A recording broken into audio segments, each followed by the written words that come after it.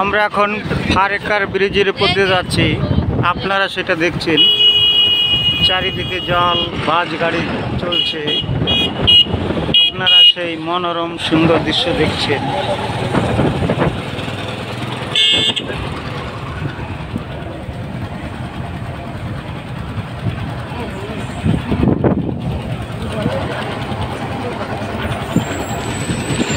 ফারেকার ব্রিজের উপর দিয়ে আমরা যাচ্ছি এখন মালদার,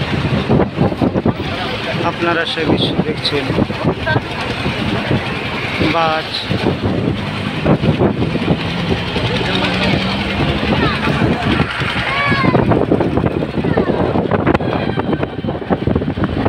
এখন আষাঢ় মাসের সময় শুধু চারিদিকে জল।